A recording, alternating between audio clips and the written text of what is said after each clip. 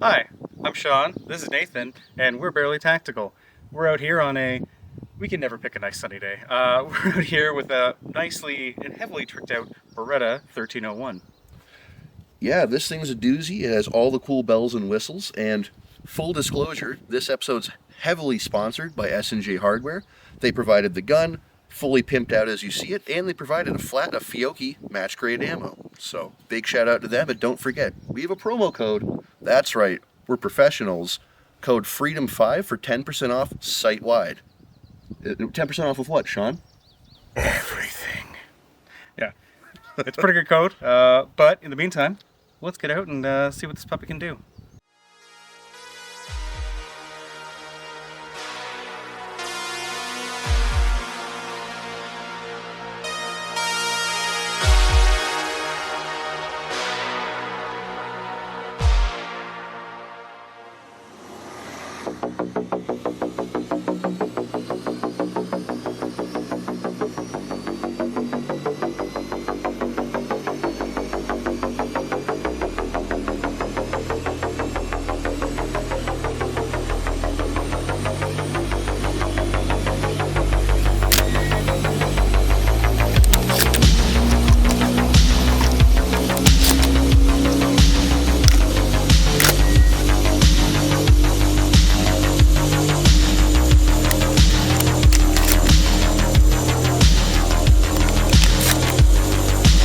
Beretta 1301. Let's see what it can do.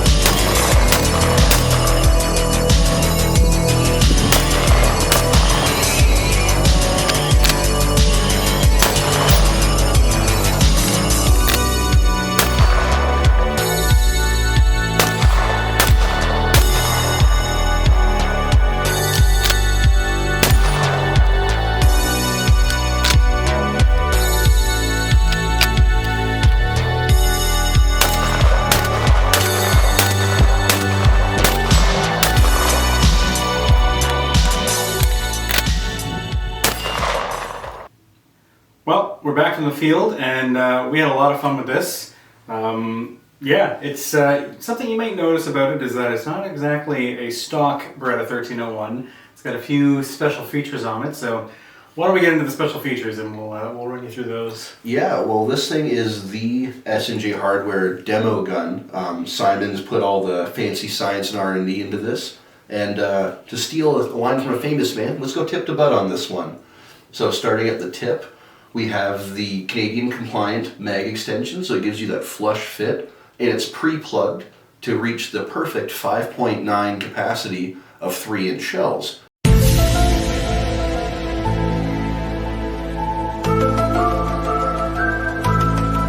Now you might wonder, why 5.9 rounds of 3-inch? Well, that works out to about 6 rounds of 2 3/4. Kind of a fun Canadian loophole that they haven't shut down, so we'll keep utilizing it while we can. Don't tell them about it. They're gonna find out our tricks. Yeah, no kidding. Knock, open up. This might look like I'm pointing at his head. It's no, I'm not. But, yeah, there's at least 3 inches of clearance between. Yeah, it's away from his schnoz. So. Yeah. And one thing to note is it comes with the sling plate, which you could mount any which way your heart desires. There's inlets, you can flip it around, you can have it facing the bottom, you name it. And big surprise, you can get this at S&J Hardware. Shut up and take my money! As will be all the accessories on this thing. What? Going just a few inches further down the gun, you'll see we have the Beretta Zukov stock set and butt stock.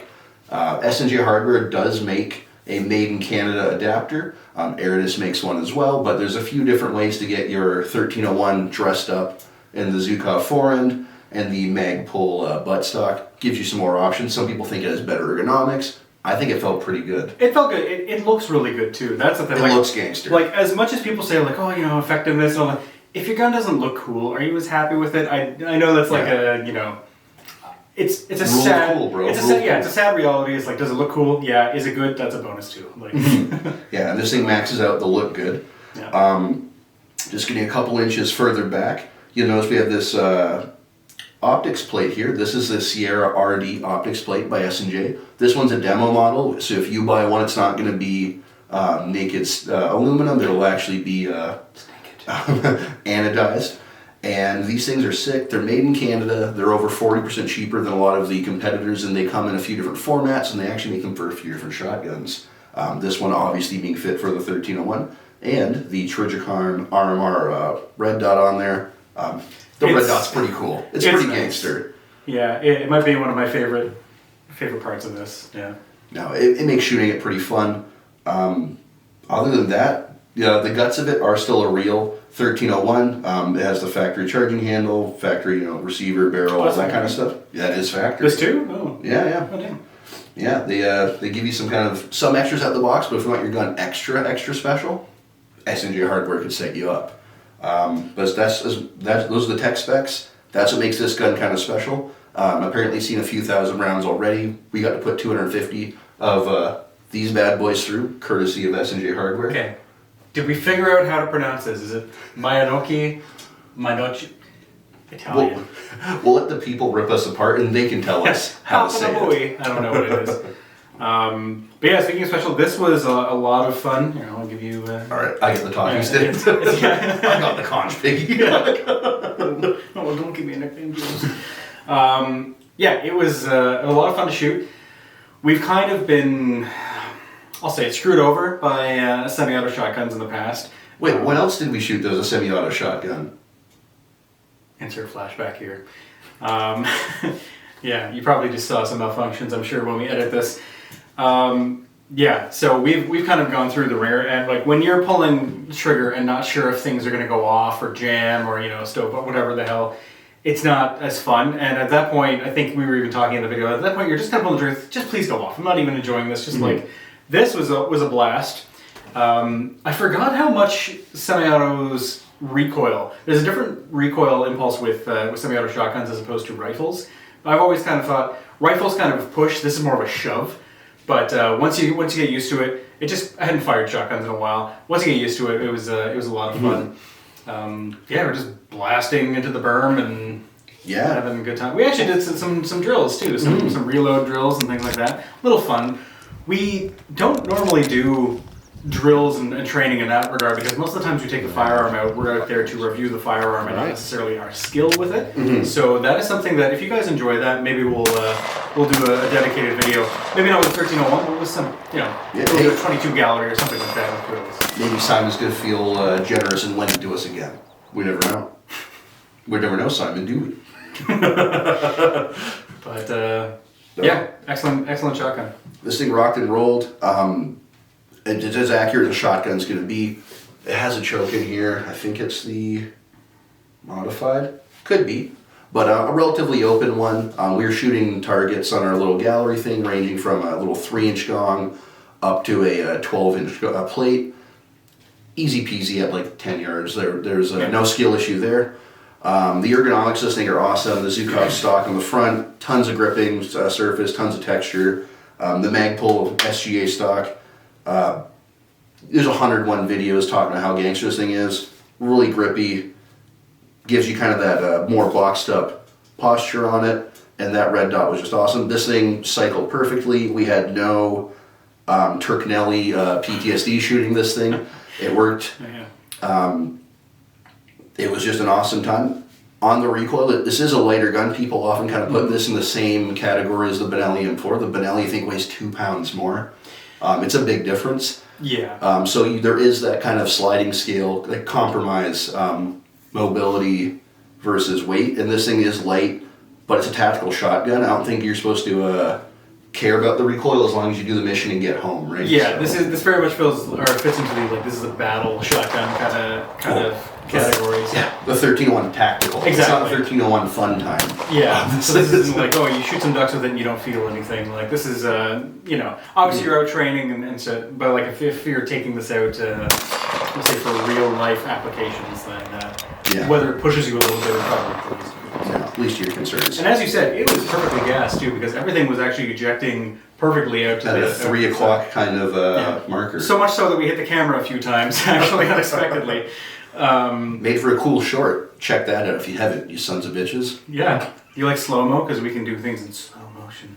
But it was a lot of fun. Speaking of skill issue, we did some skeet shooting with it as well. We don't actually have a good chucker, so we were kind of chucking it to each other, but that was fun. I mean, maybe not its desired application of, shooting clays out of the sky, but, I myself mistakenly tried to actually trace the clay with the dot. It's going to be a hard time. You just have to point and shoot. But again, You aimed with your head, I aimed with my heart. And if the Care Bears taught me anything, the heart always wins. And also, those bears are kind of creepy, actually. They're in a weird communist commune. But anyways, Care Bears aside. Ready? This is a lot of fun. We actually had an opportunity to get one of these a long time ago, because these only came into Canada, what was it, 2 years ago? During COVID at some point. Something 2 or like 3 that. years maybe. So we were actually hoping to get our hands on one to be, one of the first in Canada, but unfortunately some circumstances happened, we weren't able to. So it's really nice to finally get our hands on this. And I don't have anything bad to say about it. Like, we didn't actually grade this on a scale, but it kind of checks a lot of the boxes. Like, this would be very highly recommended. But it's Beretta. Like, it's not a Turknelli. It's not something that's like, I mean, it's like a Bob's Garage gun or something like that. Like, without getting silly with it, it's a $2,000 shotgun. You expect the kind of performance you would want out of a $2,000 shotgun. This isn't a $400 clone. This isn't a $1,200 alternative. This is a $2,000, true blue, made in Italy Beretta 1301 tactical. And even then, it's got all the modular pieces on it, and it's pimped out. Simon might know. I hope you know something about guns. I don't know, but it works. It's really well made, put together, and no complaints. Honestly, I'm almost running out of things to say about it, because there was like no hang-ups. It wasn't like everything was great until the third box, but like yeah. And a word to the wise, and we didn't experience this ourselves, but we shot nice ammo out of it. Some people kind of fall into that issue. They will get a nice semi-automatic shotgun and try to run really cheap ammo. Apparently, these things can run a little sluggish. They'll still work, but they won't run quite as quickly. With proper, nice targeting, this thing, you can't outrun the trigger. It's so dang fast. Hey, you got some speed shooting on this. That was, I didn't do that, but accuracy, speed. We'll stay in our lanes. But it was incredibly fast, incredibly good, reliable. Gucci, 4 to 5 Guccis plus 1 bonus Gucci. It's 5 Guccis. That's a lot of Guccis. We're gonna stop saying Guccis because it sounds bad. How many Guccis? But if you were to build like some sort of range kit around this, whether you wanted to have like a shotgun rig or something like this is something I think you could dedicate a rig to if you were doing shotgun drills and all that. Wait, shotgun rig? Is there someone we know that has a shotgun rig coming out? I can't think of a single person, but yeah. Well, that was a lot of fun. We really put this through a good field test, really tactical style, and we've learned a lot about it. Yeah, this thing's awesome. It's an expensive shotgun. We wouldn't have had the opportunity to shoot, at least not on our current salaries. Special thanks to S&J Hardware. Simon, we love you. He provided, again, the gun, all the goodies, and 250 rounds of Mayoki. Is that the correct pronunciation? You're- We'll spell it. You guys figure it out. You're the Italian one. I don't know. He gave us a bunch of pasta bullets for free, gave us the gun to borrow. We're making no money off of this, but he saved us a bunch of money by letting us borrow some really cool gear. This thing's awesome, but you'd imagine for a $2,000 shotgun, never mind the goodies, this thing should rock and roll. Reminder, I think there was a promo code of some sort. Oh yes, promo code FREEDOM5 for not 5, but 10% off anything site-wide. But don't forget to like and subscribe, and keep your sights fixed on Barely Tactical. Catch you next time. It's getting hot.